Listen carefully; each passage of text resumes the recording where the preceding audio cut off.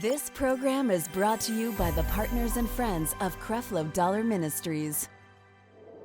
Coming up next on Changing Your World. You will not know the real meaning of manhood until you dismiss all of these weird modern day philosophies and make Jesus your model for real manhood.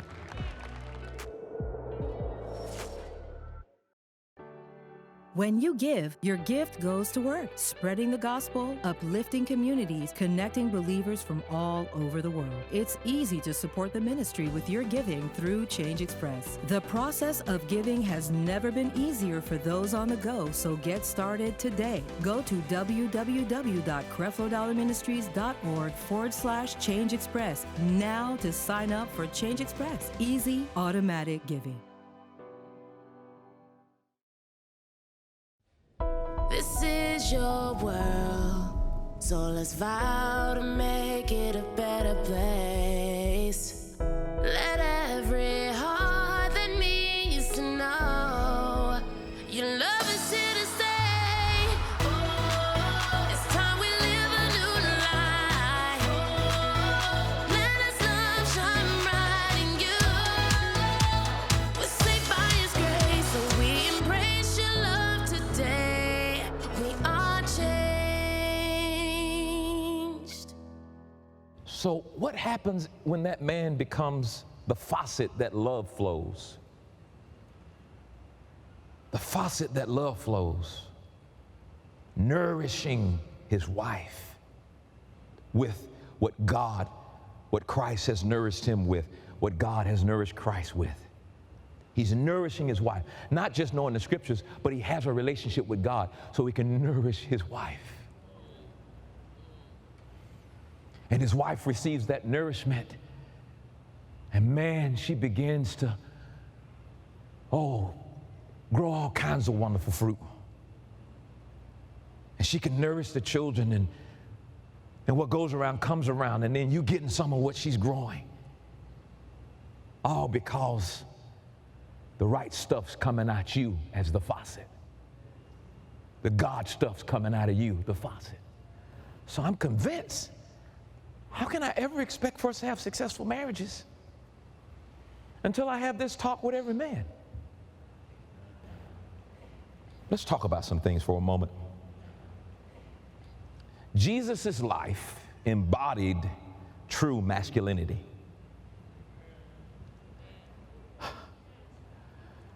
You looking for the man example? I ain't have no daddy. You looking for the man example?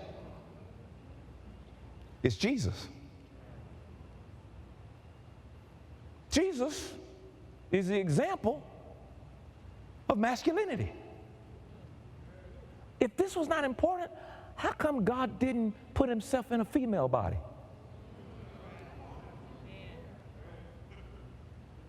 Now, that's not to say that he didn't use females, because he had female disciples. A lot of people don't understand that. You know, there were female. Tabitha was a female disciple. Well, women ought not be in the pulpit. They were apostles in the day. What are you talking about? But Jesus is the embodiment of manhood. And you don't know him trying to be a man. So what bad example have you copied? Because if Jesus is not the example of manhood, you're copying somebody. It's never, well, that's just how I am. It's never like that. You're getting it from somewhere. I love to see young people talking about, no, this is just my style. This how, no, dude, go on the internet. Somebody had that like way before you had it. You ain't got nothing unique. The Ecclesiastes says there's nothing new under the sun. Who's your example?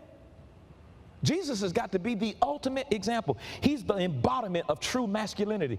Masculine leadership in marriage isn't an opportunity to be served, but masculine leadership in marriage is a calling to serve sacrificially.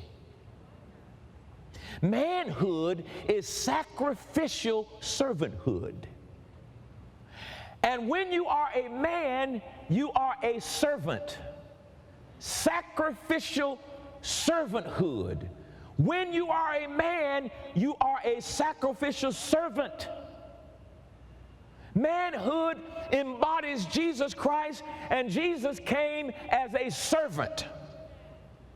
He said, let the greatest amongst you be a servant. Jesus came and took on the form of a servant. So if we're looking at the embodiment of Jesus Christ as an example of true masculinity, then the first thing we've got to see is, as a man, if we don't have the form of a servant, you are missing manhood. Who are you serving? Traditionally it's been taught the other way. You thought you were to be served. And now you're learning that manhood is all about you serving. Opening the door for your wife is not just one of them things you learn to be like a real man. It's what you should have been doing as a servant.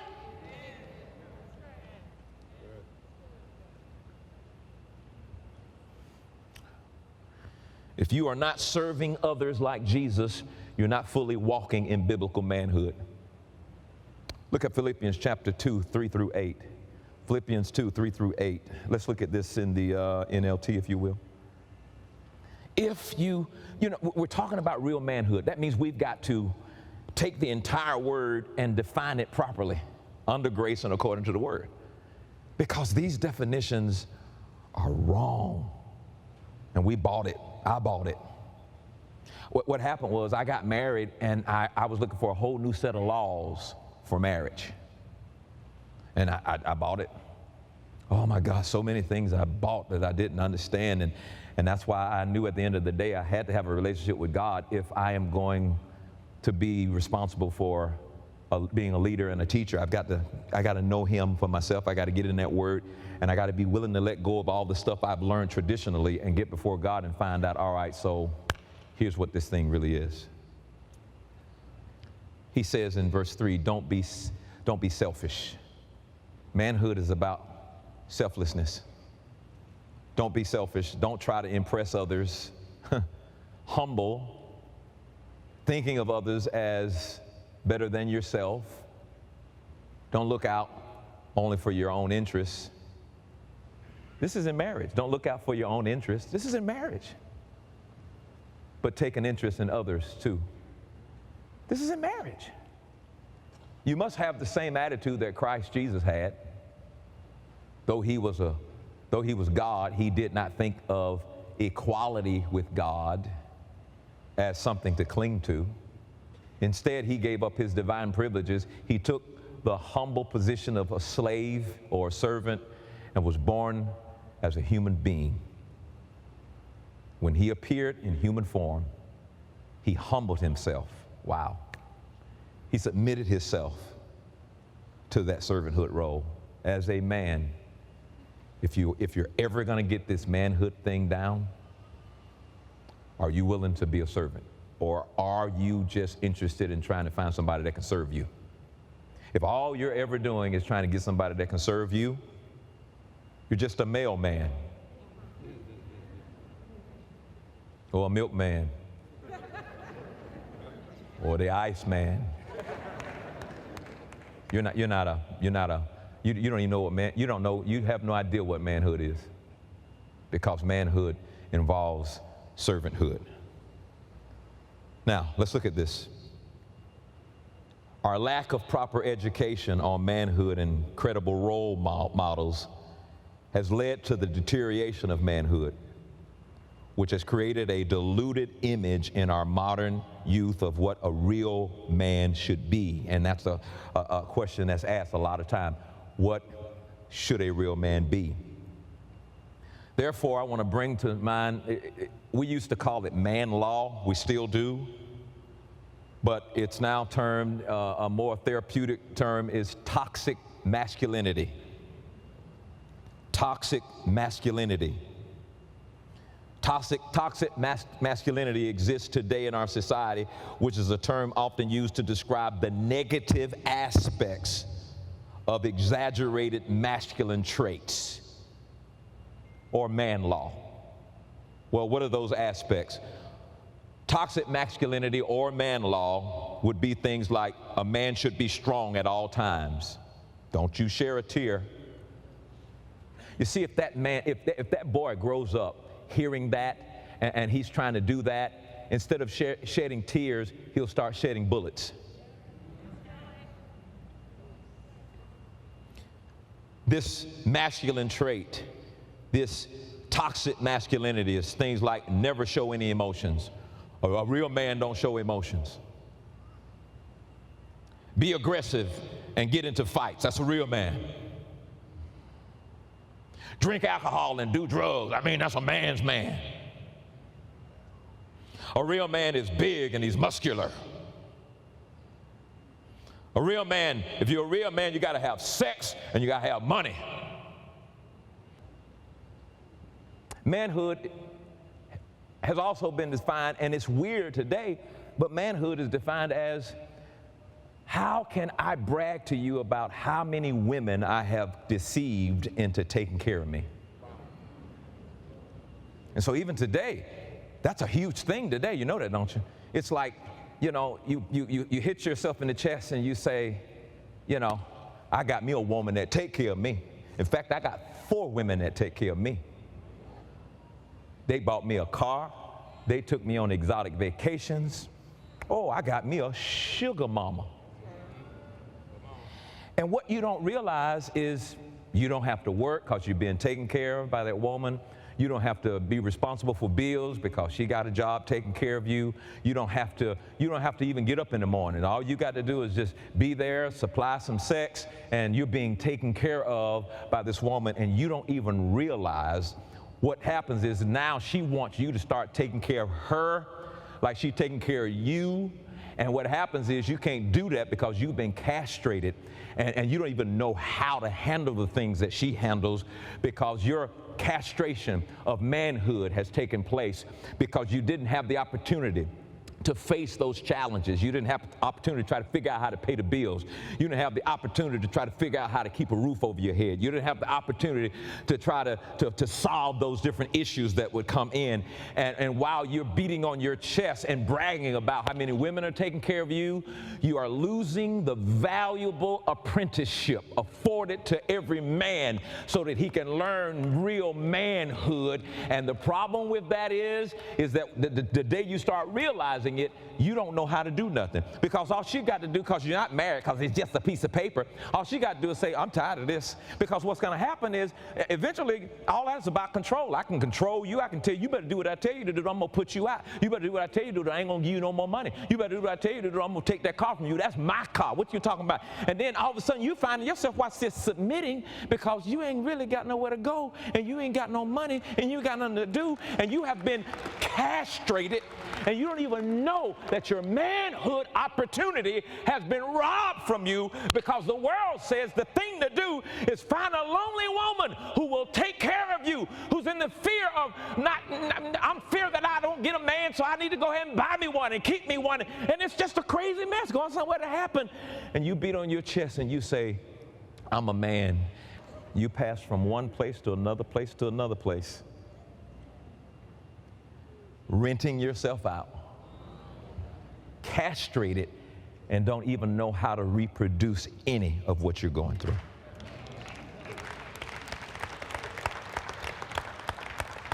I didn't expect anybody to put their hand and clap, and some of y'all don't change that. You stay right there, stay streamed in right there. I hear some wives over the stream say, oh, Pastor, he ain't going nowhere. I got him right now. I handcuffed him to the couch. He ain't going nowhere. Look at our society today.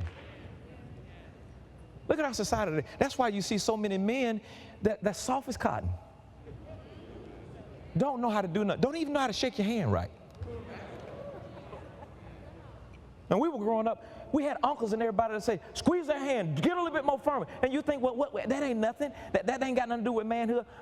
It's not the handshake that I'm talking about. It's just somebody there's just trying to guide you and trying to show you. I'm not talking about keeping man law, because if you're trying to force men to keep man law, they're going to fight or flight. Man law has destroyed many men. But that's one of them.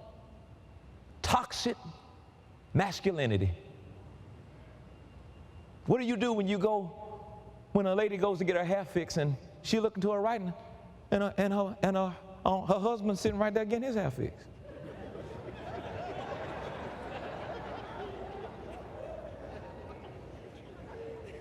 He's been castrated. He don't know what else to do.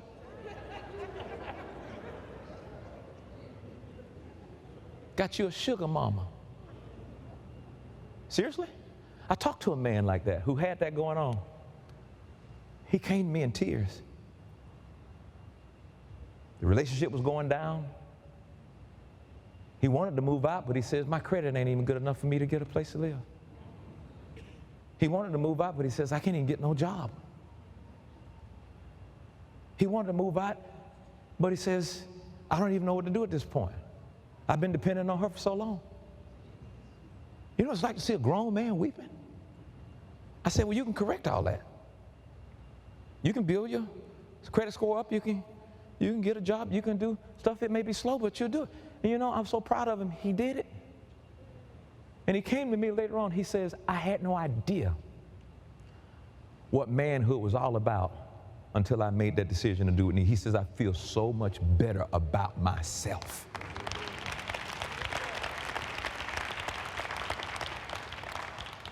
Men will listen to this and say, that's crap. They'll cuss me, blank Creflo dollar, all that kind of stuff. But I'm telling you the truth. You will not know the real meaning of manhood until you dismiss all of these weird modern day philosophies and make Jesus your model for real manhood. Not going to happen.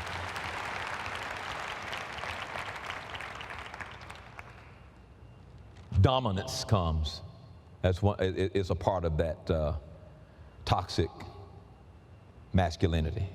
And so overemphasis of these traits, overemphasis of keeping man law may lead to harmful imbalances in someone trying to live up to these expectations. And so here's the result now to a guy that's trying to keep man law, a guy that's trying to keep these toxic masculine rules. He's going to end up with some aggression.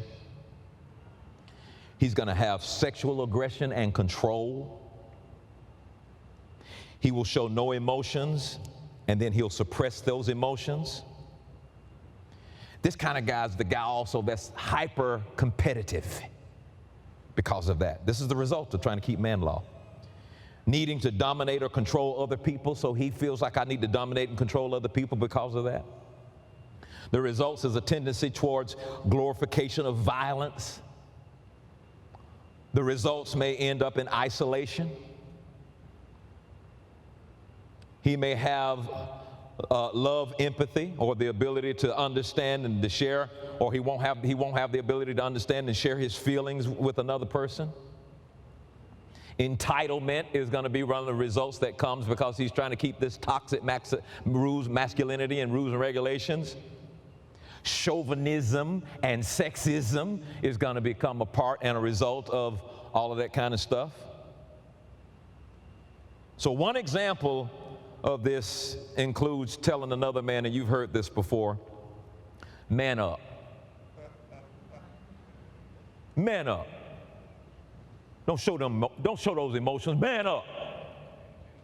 Like what? Or boys will be boys. An excuse for your behavior and how you carry yourself. Guys, we got to do better. And we got to do better quickly because there's a broken world that's dependent on us as Christians to show the example. There are people from the world who have come into the church looking for an example, looking for somebody to help them, looking for somebody to tell them, how do I do this? How do I work this? The families are all messed up. Some are coming up with single mothers, and some are coming up with absentee fathers, and some are coming up with fathers who just don't know how to be fathers and all that kind of stuff. And the world is dependent, well, they don't even know they're dependent on us, but they need to have a light somewhere in all of this darkness. And we need to quit you know, going back and forth with all of these foolish conversations that's not in the Word of God, and you say, well, I don't agree with that. I'm not asking, we're not talking about what you agree with and don't agree with. I'm talking about if you want to be a real man, you got to follow Jesus, you got to get in His Word in order to follow Jesus, and you got to be a servant so that you can begin to build a model of what real manhood is. If Jesus is not the real model of manhood, then who is? And that's where it starts. But somehow, some way, the devil's got into this stuff where athletes, men, professional, men that got money, that this is at the bottom of the list. This is at the bottom of the list. So I said, well, Pastor, you know, I would be there if it weren't for COVID. Yeah, but you was at the club last night. You had no mask on. You wasn't social distancing with nothing. You know, you be where you want to be. You be where you want to be. And listen, that's not trying to put conviction or something on there. I'm just saying you can always find an excuse for doing what you don't want to do. And I'm just telling you, one day you'll get fed up like I was. I'm doing everything I thought I was supposed to do. I'll never forget when my girls were about 8, 9 or something like that. You know, I thought, man, this is an easy question. I came up there and said, who's the greatest dad in the world? I said, I know I am. And they looked at each other like, well. I was like, what? I'm like, what? That I remember that to this day. I'm like, it's more than just providing. It's more than just doing. Somewhere in the church, it went like this. There's God, then there's the church, and then if you have time, then there's a family. I can't tell you today how much I disagree with that. I can't tell you today how wrong that is. But that's all I knew. All I knew is I got to do God, then I got to do the church, going away for months, and then if I have time, family. That's wrong. I don't mind. I'll tell anybody. That's wrong. That's not right. The first place Jesus did a miracle was at a marriage. God wants to bless the family. God wants to bless the marriage.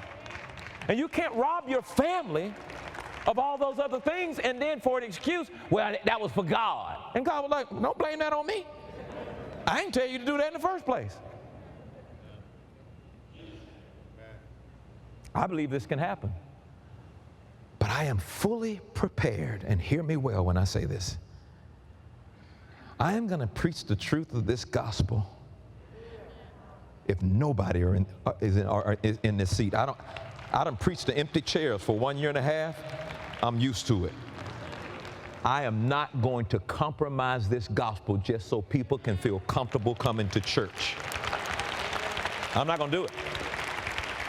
Nope. I don't want you feeling comfortable coming here all the time. I don't want you feeling comfortable logging in all the time. I know. I want to kind of, get you to moving a little bit. I want you cussing me a little bit. You at home, you can cuss me a little bit. They can't do it here. But I want you to get a little uncomfortable. And then when you calm down, maybe, just maybe, you'll think about some of the stuff I said to you today. Just maybe.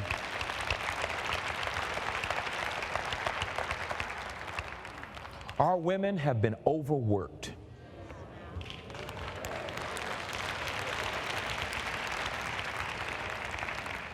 Trying to do their job and ours.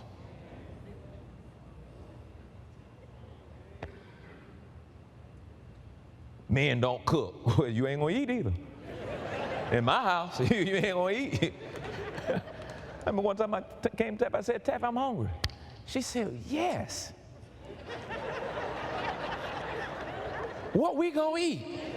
No, that ain't what I wanted to hear. I wanted to hear, well, what you want me to cook. And she said, oh, no, you had me going for some years like you couldn't cook. You can cook.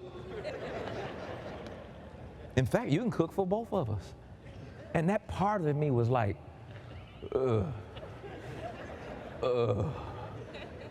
And first thing I wanted to do was just step into selfishness and like, you ain't no good wife. Here I am, your husband, Hey, man, your husband, I'm hungry, and you telling me I need to go cook? She like, man, I've been cooking for you for a long time. Ain't nothing wrong with you using your hands to do that.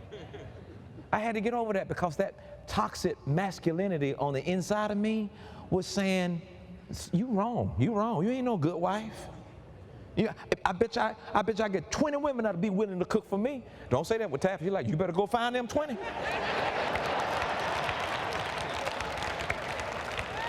She said, because I ain't gonna be in competition with nobody. And you know what I found out? I found out I enjoyed it. And she cooked for me. I mean, I can ask, she cooked for me anytime I want her to cook for me, but to feel like you just got to and then somebody trying to condemn you to do it, try to say you ain't no good wife if you don't do it, that ain't right, guys. That's not nourishing. That's toxic.